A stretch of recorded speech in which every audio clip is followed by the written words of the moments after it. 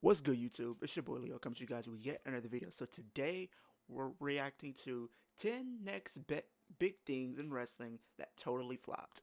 Now there's been a lot of times in the wrestling world where we would see these people come through these companies and it looked like they were being positioned to be the next big thing to break out, to potentially become world champion in their respective divisions, but it was always something that held them back from reaching that next step, whether if it was them not connecting with the fans, their in-ring work, or just them not being good with promos. It was always something that came about that was the reason why they didn't. Some of these guys just did not go as far as they thought they may have, or if the people who have been fans thought they could have gone further, but it was something that they needed that they were lacking. So we're gonna look at some prime examples of um, situations where that has been the case, where a woman or maybe a male or even a tag team didn't reach their next step in their careers, and we'll figure out why, and then we'll kind of analyze it as we go out through the video as well. But y'all let me know, who do you guys think is the biggest flop that may have come through wrestling, what if it's in WWE, AEW, TNA? Y'all let me know in the comment section down below, but we're about to get into it.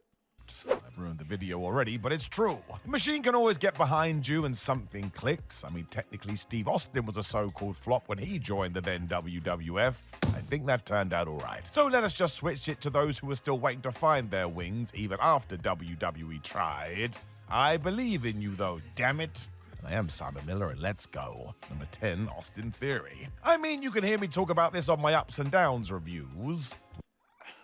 And I'm a big Austin Theory fan. If you guys don't know, like, I am a really big Austin Theory fan. I've been a fan of him since his Evolve days, and now that he's on the main roster, he's already a former tag team champion, a former U.S. champion, as well.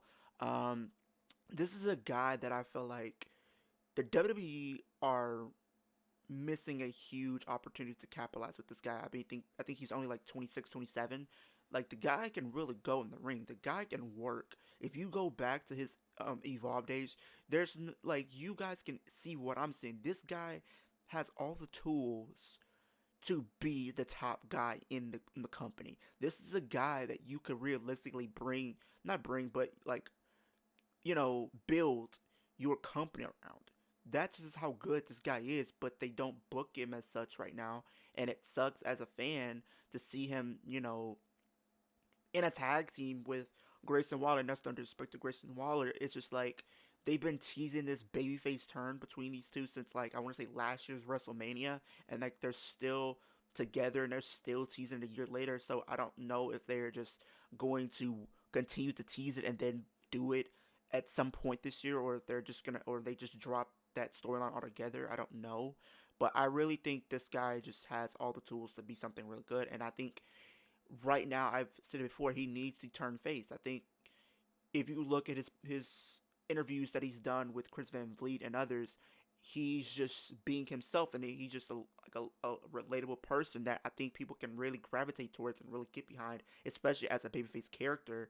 So I really hope they decide to go all in on him and decide to finally pull that trigger at some point and finally make him the star that he desperately should be and could be. So we're going to continue.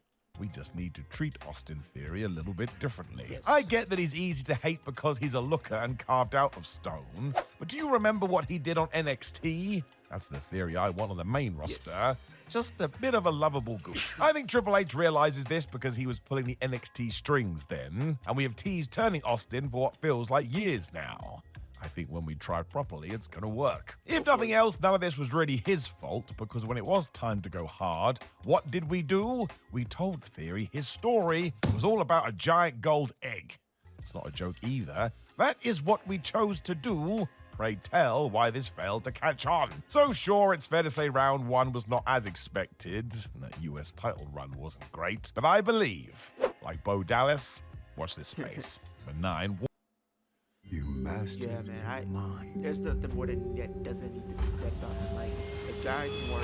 The guy has a good, can have a good character. Go back next. You were on the train. Like, there's no if, ands, or buts about it. There's no excuses why you There's cannot more book him and to find imagine something when you listen. prominent for him to do. Wardlow. It just doesn't make sense. This is another mishap, and I don't understand this. Wardlow had all the tools to be a monster in AEW. The guy that was in the inner circle I'm not even the inner circle, but the guy that was with MJF, being his lackey, broke away from that, had a match with MJF, beat him, won the TNT Championship from Samoa Joe, and that was it.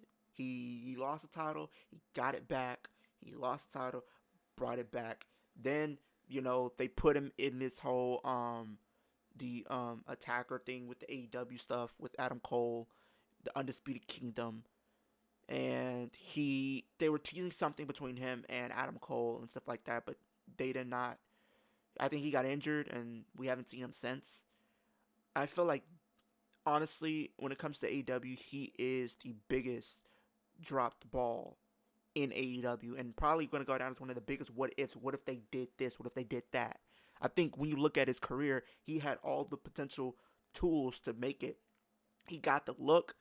Maybe when it comes to promos, he's not the best, and that's okay. You can put him with somebody that's good on the microphone, and that can fix that issue.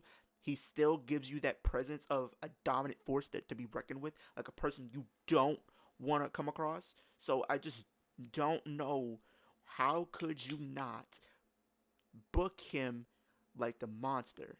I don't get it. I really don't get it. This guy, the way they were booking him, I wouldn't. If you would have told me he was going to be in line for an AEW World Championship title run, I wouldn't have batted an eye. But now the fact that he's not even on television, I don't know how long he's been gone, since maybe the summer of last year. So it's like, I don't know how far his recovery is, but I hope they do decide to bring him back, because this guy could be the potential face or one of your faces at AEW. He's been there since its inception, so it's like, come on, Tony Khan, like, what are we doing? I would say on at least 2 occasions we were good to go with Wardlow, and we didn't follow through. Exactly. I don't want to speculate, as I don't know, but it is weird. These days, he's not even on TV. Now, this could be an injury, but it still makes it all very sad. Wardlow felt like a guy who could offer something different for AEW, but it was such a stop-start push. I'm not sure anyone felt like they could truly get behind him. I suppose we fell into a pattern because Wardlow went from group to group to group, and every time it was ready to hit, we just didn't. After a while, it is boy that cried wolf. You stop believing in it. I think you can get one more proper push with Ward, but you have to go all the way. If not, maybe it's time to let him go and try. Exactly. If you don't do it, then just do what you just did with Ray Phoenix. And if he doesn't want to be there, let him go. This is a guy, I feel like, honestly, he could really go to TNA and be something really big over there. Or if you really wanted to, I think he's still relatively young. I think he's maybe in his early 30s or something like that. Send him to WWE. Let him go to NXT. Let him get familiar with that system. Let him work. He could be a good monster. He could be a good challenger for Obafemi. I think if you really wanted to, you could do that. You could maybe send him to the main roster, but I think that's a stretch because his run in AEW. You don't want to replicate that over in WWE. So if you want to take your time with him, send him to NXT, let him get familiar with the system, let him have some good matches with some of the names down there, whether if it's Ricky Saints, whether if you want to do Ethan Page, Javon Evans, you can have him go up for the NXT North American title, you can put him up against Bafemi. Like, there's different routes that you could realistically do and not realistically be wrong. And now that they have Evolve, which I checked out last night, which was a good show, by the way, send him to Evolve. Let him get familiar with that system and whatnot. Hey, I think he'll be okay in WWE or TNA. But AEW, it just does not seem like it's working. The ship has definitely sailed at this point. I would love to be proved wrong, but it just seems like they're not really going to do anything with him at this point in his career. So Right elsewhere, I mean, I think somebody can definitely use this guy. Number 8, Alberto Del Rio. So it is not easy to talk about Alberto. Now this one, he was pushed heavily coming in, right? The guy came in 2010, and then within about 3 months, he won the Royal Rumble. He won that title. Well, he didn't win the title, but he pretty much, this was 2011 was kind of somewhat, if you want to be honest, his year. if you want to be honest. He won the Royal Rumble that year. He challenged Edge or Adam Copeland for the World Heavyweight Championship in the main, and not even the main event, but the starting match. He lost that. Then the same year, he went on to win Money in the Bank. He went on to become WWE Champion that year as well. So 2011, even though it was the year of CM Punk and Cena and their feud, but this is a guy that it was his year. But the problem with him was it was all his fault. It was all his undoing. The stuff that he was getting into backstage, the stuff that he's been accused of doing, it's all of his undoing. He went down. He's a former U.S. champion, a former Money in the Bank winner, World Rumble winner, World Heavyweight champion, WWE champion. So he has had some decent accolades and runs in the company, but it's all his undoing. So I don't think he'll ever come back. I don't think WWE will want him back. But we've seen some crazy things happen, and so we don't know. Del Rio. Go and Google, that is a horrible story. Yeah. The truth is, though, when WWE brought him in, they wanted Del Rio to be their new Mexican babyface. Given he had size, management were even more excited. You know the deal. Rey Mysterio is too small. So stupid. Every time we did try this, however, it did not work. No. Alberto was never accepted as a good guy, and while his heel run was alright, wasn't at the level those in charge wanted. Nope. And we got rid of Ricardo Rodriguez, which was an integral part of the act. We did it all wrong. Del Rio was also the dude that used his Money in the Bank briefcase to stop CM Punk's title reign in 2011. That was really dumb. Yeah. Nobody should have done that. No. The less said about we, the people, the better, and yeah, WWE honestly thought Alberto would be a WrestleMania main eventer. He was not. Hey, No. Disney Plus, you should stream was the not. brand new daily And I sports think show the thing SC is- Plus. Here are the top 5 reasons I think to the watch thing the show. is, Number 1. with him, Number 7, Sin Cara. the thing is with like I said, with Alberto, right? I think they were trying to push him again when he came back in 2015, I think. When he faced John Cena for the US title and beat him. They were definitely trying to do something with him. I think they were trying to push him with the card again, but it just wasn't working. I mean, I think the damage was starting to be already done, especially in 2016. So there wasn't really much more you could realistically do. And this is another guy, Sin Cara. I think it was one of these things that he was kind of just dead on arrival. I'm gonna be honest. I'm not trying to be a hater because I'm pretty sure there might be a few Sin Cara fans out there. I'm not trying to make you guys feel bad or anything like that, but it just seemed like he was just dead on arrival. Like, he came in, he botched his debut. Like, I just knew as soon as that happened, it was done. There was nothing more to expect from him. He became NXT Tag Team Champion, and I think he got released, and they brought in somebody else to play him. So it's just like, yeah, it's a very weird situation for him. So it always sounds like there was some political warfare when it came to the debut of Sin Cara. He was touted as Triple H's first major signing as he took over his talent relations role. Maybe, just maybe, Vince McMahon wanted to make his life more difficult. Sin Cara himself allegedly didn't help as he walked around backstage like a star. You know how that goes in wrestling. You just irk others and put a target on your back. It then got worse because, be it nerves or whatever, Sin made one too many mistakes in the ring. Even on his first match, he tripped during his entrance. WWE has always been notorious for holding that against you if other factors are at play. There were attempts to sort this in the sense the former Mystico was teamed with Rey Mysterio for a while, which I assume was meant to be a passing of the torch moment. But before long, they cut their losses, got rid of Mystico, and put Hunico in his place. Don't worry about Mystico though, because he did fine. He went back to Mexico and continued to be a megastar. Number 6, Nathan Jones. Too much, too soon.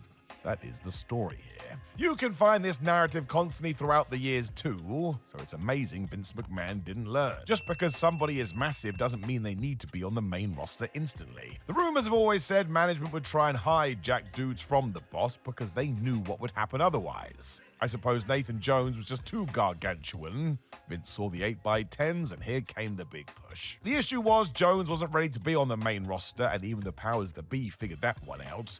WrestleMania 19's proposed tag team match of The Undertaker and Nathan saw Jones get pulled at the last minute, and for a good while all he did was run-ins. Soon the big Australian fell out with the travel schedule too, and I would assume when you can feel the tide turning, you just check out. That's exactly what happened. With more time, who knows what the story would be today, although if you do care, Nathan Jones went on to have a pretty decent career in Hollywood. It's not too shabby. Number 5, Ronda Rousey. Now, I would say the jury is still out. The jury's still out on this one, but the thing is with her, her first run, I'm gonna be honest, her first run was really good. I really liked Ronda Rousey's first run when it was 2018 through 2019. It was really good, right? She acted like she wanted to be there. Her promos were cool. The matches that she was being in were cool as well. But the second run, oh my god. I didn't know what was going on. Like, you brought her in at 28. You wanted her to be a face. She was getting booed. She was still getting put in the main event spot. She lost that main event spot when she faced Charlotte that year. Then went on to win it the next month, which was kind of weird because if you were going to give her the title anyway, you should have just did it at WrestleMania. And then she lost it literally in 2 months to Liv Morgan. Then she beat Liv Morgan. She held the title. And that was pretty much it. She lost it to Charlotte again. Then went back into the tag team division. Then she had that god-awful, dreadful feud with Shayna Baszler. And that was really it. The second run was terrible. It was absolutely terrible. Like, everything just seemed off. It seemed like she was unmotivated. It seemed like she didn't want to be there. It seemed like she was just phoning it in a lot of the time. So it's just like, the fans can pick up on stuff like that. I don't know if she noticed that, but the fans are going to pick up on when you're doing stuff like that. And it's going to show, and it's going to make the fans react in a way that you may not want. And it also, it's like, it's never seemed like she wanted to be there to begin with, because the way she was bearing the company, the way she was talking about the company, talking about the moves, talking about the spot, talking about everything. Like, nobody wants anybody to be there if they don't genuinely want to be there and work. So, people have came back. Is there a possibility she can always come back? Yes, but do I want to see it? Absolutely not.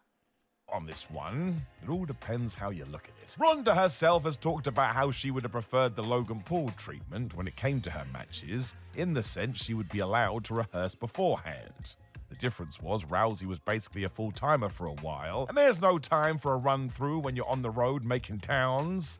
It's why the super pros called it in the ring when they had to. It's a very demanding industry. Her first run was pretty good, and that Mania debut was awesome, and even the weird Becky Lynch-Charlotte Flair triple threat was fine.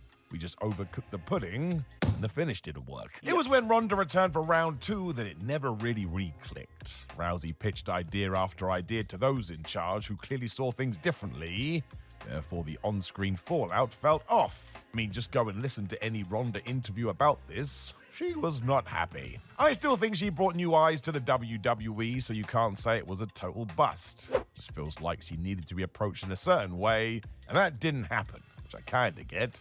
She wasn't an experienced wrestler with years of reps under her belt. There's also the whole should she have been a good guy or should she have been a bad guy discussion.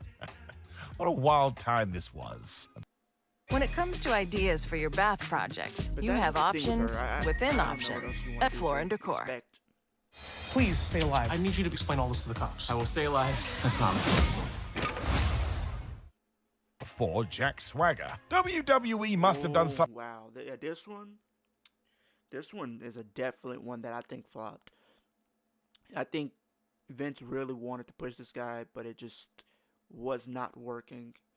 Like, he came in, I think he was under the ECW brand. He won the ECW championship. He won the US. And he won the World Championship after winning Money in the Bank and cashing in the same week. But the fans just never seemed like they were behind him whatsoever. Even when he came over to AEW, like, there have been a few moments where it looked like they were starting to catch on, but it just never came to fruition. I think he really had potential, but it's just the crowd. They could never find anything substantial to put him in.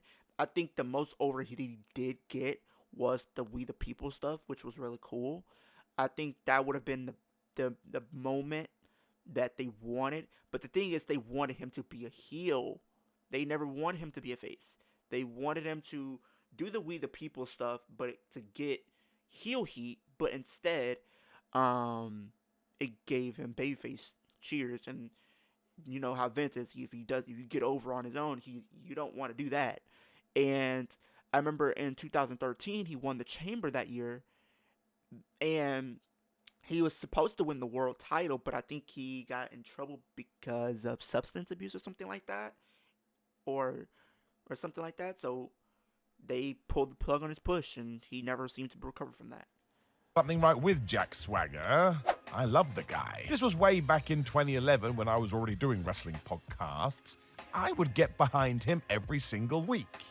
He was slightly goofy, but it worked. Swagger made himself stand out. The problem was after he won the Money in the Bank briefcase at Mania 26 and cashed it in to become the world champion, he was never actually pushed like a world champion. That old chestnut. Instead, like many before him, Jack was given what was considered the secondary major title, and therefore lost this allure. If you want fans to believe in somebody as the guy, you have to treat them like the guy. That's basic mathematics. We've already mentioned the We the People stuff, as Swagger was caught up in that too. And just in case you did miss it, it was not good. Jim Ross was certainly somebody high on this man, but yeah, he only had an okay run in WWE, and there really was a time when it felt like we were going to make a proper go at it. We didn't. Number 3, Mr. Kennedy. Sorry. So this one was good to go. Not only was Ken Kennedy going to get the push, but everybody was behind this. He could work, he could talk, he was over. Let's get it on. Vince McMahon was impressed too and got the Money in the Bank briefcase on him. And at one point, he was going to be Vince's. Yeah, he's supposed to be Vince's illegitimate son. I think this. I don't know what was wrong. I don't know if it was them just not being high on him over time. But like, I don't know if it was the injury. Like, I think they were gonna have him beat the Undertaker to become world champion, which would have been a big deal for him, might I add. And the fact that he got injured, only to find out the injury wasn't as severe as people thought, or he would have thought. And I think he was only gone for like a couple weeks or something like that. And they still couldn't come back. He couldn't come back and recapitalize on his momentum, and it sucked to see. But I hope when it all said and done, I wish they would have given him something. I know he's former U.S. champion and Money in the Bank winner and everything like that, but I wish they could have done something more with him. Son. That would have been a stupid storyline, but hey, it does mean you're going to be focused on quite heavily. And then, man, it all went bad. Yep. Soon after getting the magic case, Kennedy got injured and lost it to Edge, when we learned that this was an error. His shoulder was not as bad as first thought. Whoops. As soon as that was done, he was caught up in a wellness policy suspension, and then he ran afoul of John Cena and Randy Orton. Apparently they thought he was unsafe in the ring. This was 2009, and I suppose a telling off from the main eventers was enough for WWE to change their mind, and Kenneth was let go. This really was crazy. We all thought he was going to be the champ. He did have a decent run in TNA, but let's be honest, when he was doing that, most assumed Kennedy would be headlining WrestleMania. Oh, He it should've. could have been.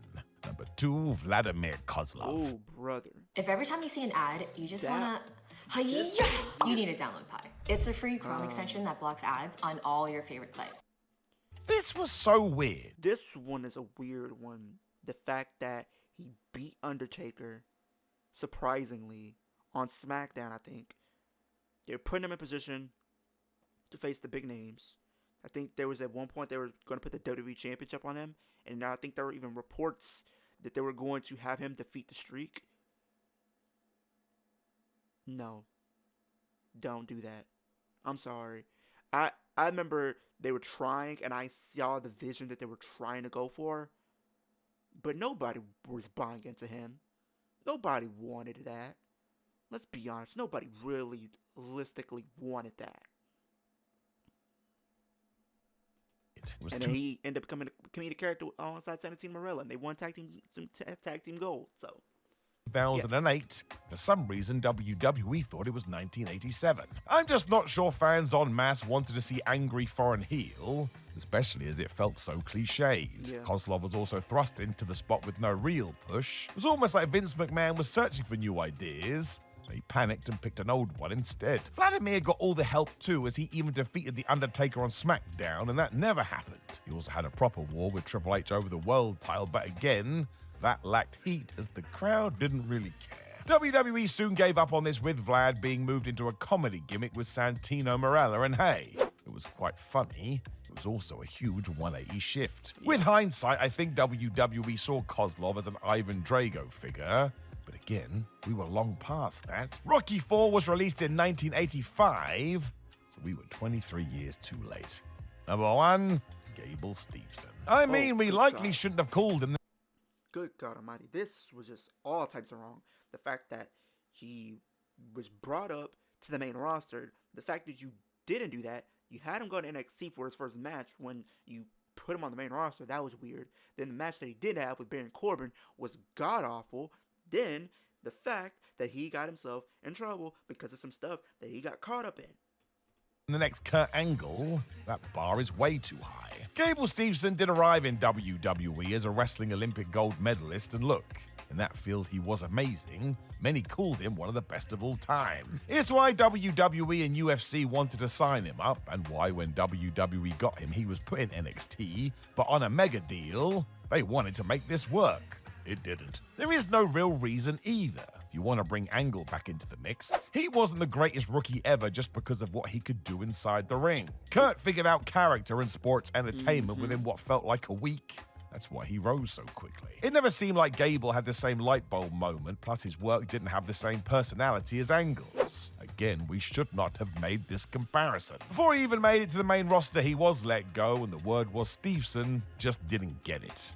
Which is fine, I understand. Pro wrestling isn't for everyone, but that's the whole point. Knowing other wrestlers that got a big push and it didn't really work out, make sure you let us know in the comments below before you like the video. I mean, what more needs to be said? Like I said, I mean, it never seemed like it was gonna work. I feel like they just brought him up to the main roster just to have that big pop, and it never really went anywhere. I mean, he got brought up. I think he wanted to stay in football, so he wanted to finish that up. Then jumped to WWE. He came in. He was supposed to be on the main roster, but that didn't happen. Then he only got moved down to NXT to feud with Baron Corbin. Like I said, that feud was terrible. I'm surprised that they were able to, get Baron Corbin back on a good track after that feud. Yeah, it was just terrible. But comment down below, let me know, what are some guys, do you guys agree with a lot of people that was on this list? Let me know the reason why you think some of these people deserve to be on the list. And if they weren't on the list, let me know who should have been on this list. Let me know in the comment section down below. Road to 2,000 subscribers. Ultimate goal is 10K by the end of 2025. So let's make it happen as a wrestling community, as a wrestling family. More content will be on the way. 2K25 content might be dropping tomorrow, so y'all stay tuned for that. And on top of that, I might do a midnight stream. I might just do a midnight stream for you guys, so y'all stay tuned. I might keep you up to date, but if not, then I'll give you guys some content for 2K tomorrow. I'll probably upload maybe like 1 or 2 videos tomorrow, so y'all stay tuned for that. But with that being said, hope everybody has a great day, great rest of your week, and I'll see you guys in the next video.